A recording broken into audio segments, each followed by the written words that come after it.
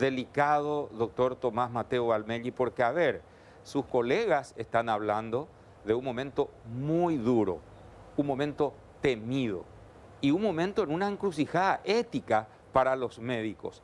Eso tan temido, como decíamos, de decir, bueno, aquí hay más posibilidades de que este paciente vaya. Y usted está conociendo a la familia del paciente, a ese paciente al que ya le estamos señalando como que no va a tener una nueva oportunidad.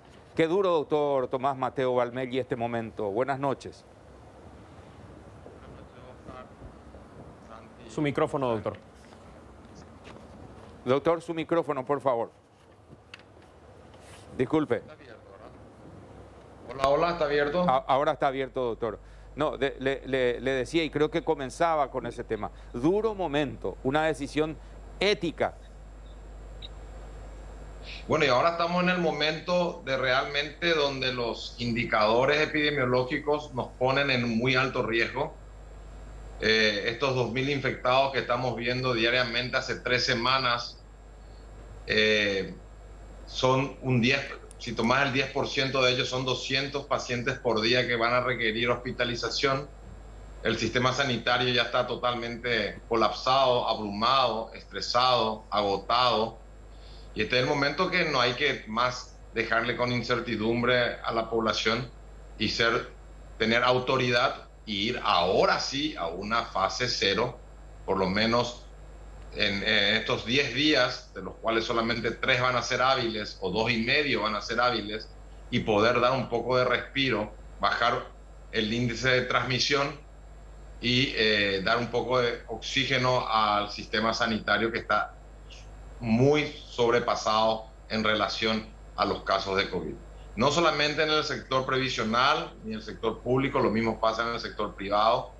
Las habitaciones individuales se están haciendo múltiples, de diferentes, inclusive familias, ¿verdad? Entonces, la situación sí hoy está en altísimo riesgo epidemiológico y estamos viendo que esta cepa brasileña, la P1 y la P2 que están circulando en Paraguay, ya ha hecho en Manaos casos de reinfección y son mucho más transmisibles, son mucho más virulentas, producen enfermedades mucho más graves, y eso podemos ver porque diariamente tenemos un 25 a 30% de personas que fallecen en el rango de edad entre los 40 y 59, entre los 30 y 59 años. Doctor, un temita allí, ya que lo enfocó. ¿Ya tenemos comprobadamente casos de reinfección? Porque este es un punto de cada vez que uno plantea, dice, ojo con ese tema. Cuidado, Santi, ¿o no? Claro. Las veces que hemos preguntado. Y de hecho nos piden ser muy cuidadosos con ello, porque los casos de reinfección quizá laboratorialmente sí tienen otro tipo de requisito, doctor. ¿Cómo hablar de los casos que se presentan? Porque incluso hablan otros de unas situaciones prolongadas que se dan, síntomas prolongados en mucha gente del COVID, el COVID largo que le llaman. ¿Cómo hablar de reinfección, doctor, si podés precisarnos?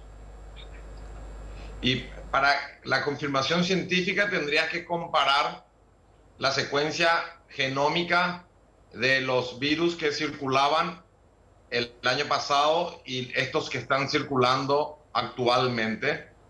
Y en un individuo que tuvo más de un cuadro de la COVID, tener la secuenciación de ambas cepas en diferentes tiempos, lo que hace que sea muy complicado, porque no hubo tiempo del punto de vista científico y del mundo científico en poder guardar todas estas cantidades de muestras y hacer estas comparaciones. Pero la observación clínica objetivable es un método de investigación que tiene un alto rigor científico. En Manaos, cuando se presentó la primera ola en junio del año pasado, hubieron menos muertes y menos transmisión. Ahora, con la segunda ola de este virus amazónico, se ha visto que muchos individuos que ya tuvieron la primera ola se volvieron a reinfectar. Obviamente, esta nueva cepa de Manaos es muy diferente a la cepa original que vino de China, y eso también se pudo observar en el Imperial College del Reino Unido y también a través del CDC de Atlanta en los Estados Unidos, que ellos pudieron hacer la secuencia genómica de esta cepa amazónica o de Manaos, que vieron que es mucho más transmisible, es mucho más virulenta y que tarda mucho más tiempo en ser eliminado. Es decir, que ese periodo de cuarentena de 14 días que se acortó a 10 y en algunos países a 7, con esta nueva variante probablemente tengamos que prolongar inclusive hasta el día 21. Doctor, ¿y qué pasa con las vacunas? ¿Sirven las vacunas una vez que tengamos, verdad? Por de pronto, de a poquito van llegando algunas dosis. ¿Van a servir? ¿No van a servir? Para esta cepa. Para esta cepa en particular, que aparentemente ya, según la observación clínica, como dice usted, ya está circulando a pesar que no tenemos la confirmación laboratorial. Mira, esa es una buena pregunta. Una cosa es eficacia y otra cosa es efectividad. La eficacia es el resultado del estudio clínico en la fase 3 en que se prueba una vacuna. De un porcentaje de individuos, a la mitad se le hace placebo y a la otra mitad se le aplica el inóculo. Y se ve qué eficacia tiene. Estas vacunas son eficaces. La efectividad de la misma vamos a ver una vez que apliquemos en forma masiva y veamos qué impacto tiene realmente en el brote pandémico. Esa respuesta no te la puedo dar. Tengo la esperanza y creo que hasta el momento las vacunas actuales protegen de las cientos de variantes mutagénicas del virus. Pero puede darse el caso que si seguimos perdiendo mucho tiempo en vacunar en forma masiva, el virus haga un salto o un cambio importante que no sea reconocidas ni por las vacunas actuales ni por el sistema inmune de aquel que ya fue infectado en una primera vez. Doctor, usted estaba proponiendo inicialmente la cuarentena voluntaria, ahora escuché que decía, este es el momento de ir a fase 0. Y yo creo que teniendo en cuenta los números y el apoyo de toda la ciudadanía, no sé por qué tanta indecisión. Siempre el problema fueron la parte gastronómica, turismo, entretenimiento. El grupo gastronómico apoya, las sociedades científicas apoyan, el colegio,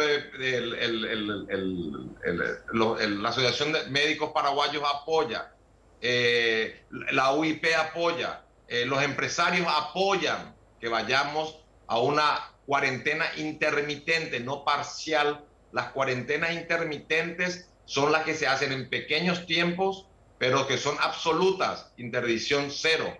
Las parciales son las que se hacen en un día, en ciertos horarios, que finalmente tienen peores repercusiones, porque en menor tiempo tenés que hacer las mismas cosas que harías en mayor tiempo y eso favorece a la aglomeración. La clandestinidad siempre va a existir y para eso tiene que estar el rigor del control de las autoridades encargadas. Doctor, un temita que puede que no tenga nada que ver con lo suyo, que es medicina, que es esto de ver cómo se desarrolla el evento epidemiológico y sanitario. Su preocupación es la vida humana, pero hablando de la vida, la economía de la gente, he estado leyendo reacciones desde el día de hoy. Es cierto, la FEPRINCO dijo, nosotros estamos de acuerdo toda vez que se tomen medidas económicas al mismo tiempo. Cuando preguntamos cuáles, y no sabemos, el gobierno tiene que saberlo, dice, ¿cómo hacer que personas que dependen de su actividad diaria puedan sobrevivir? Ya no hay PTUO 2.0. No sé si FOGAPI todavía puede fondear a micro, pequeñas y medianas empresas. Esa es la realidad. Apelo a su visión de ciudadano y también de conocedor, como acaba de citar, de la situación.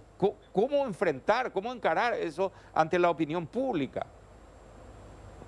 Oscar, nosotros estamos con una crisis sanitaria mundial, nacional, y con una crisis económica, social y política.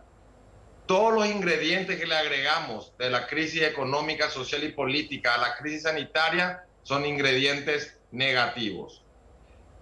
Mientras no se solucione parcialmente la crisis sanitaria, nosotros vamos a seguir arrastrando como un lastre la situación, la crisis económica, social y política. Yo creo que si nosotros hacemos el lunes y martes de la próxima semana y miércoles un esfuerzo, yo sé que el jornalero sufre porque no va a recibir su paga diaria, que es el sostén suyo y de su familia. Para eso tiene que estar el Estado. El Estado tiene que hacerse presente y hoy es el momento epidemiológico donde realmente necesitamos ese respaldo. Hay que dejar las cosas basadas en el pasado, pero hay que aprender del pasado y aplicarlas con mayor exactitud para no cometer los mismos errores. Entonces, yo creo que hoy es el momento donde, sin diferencia de ideologías, sin diferencia de estratos sociales, sin diferencia de credos, hoy no hay sitio en los hospitales para dar respuesta a la ciudadanía.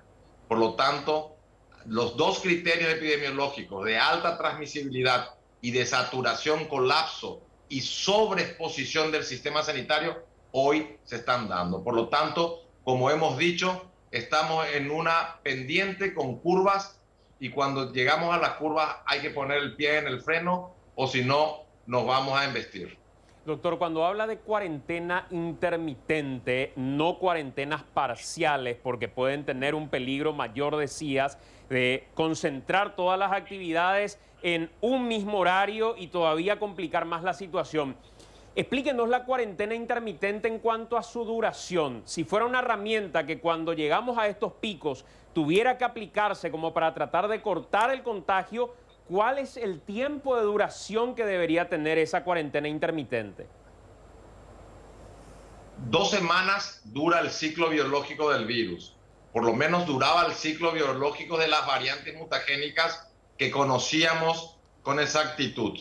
2 semanas. En 2 semanas vos estás salvando un ciclo biológico y se va a producir la curación de los pacientes internados sin nueva renovación de camas y probablemente tengas un impacto en un pequeño descenso en la transmisión que muy seguramente va a ser parcial, porque una vez que vuelvas a levantar la interacción vas a volver a ver el incremento en forma inmediata, pero va a ser una bocanada de oxígeno que tenés que ir haciendo intermitentemente mediante tus indicadores epidemiológicos, que son tu índice de transmisión y tu posibilidad de respuesta sanitaria. Hoy estamos con ambos indicadores al tope, sobrepasamos el tope y hoy es el momento de procurar conseguir esa oxigenación parcial que no va a ser la definitiva y que probablemente se tendría que repetir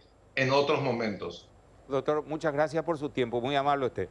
Muchas gracias. Gracias, Oscar, Santiago y Sani, un placer. Solo como un dato adicional, gracias doctor. En el Brasil, hoy, récord de fallecimientos. 3.251 fallecidos en un solo día están en emergencia total.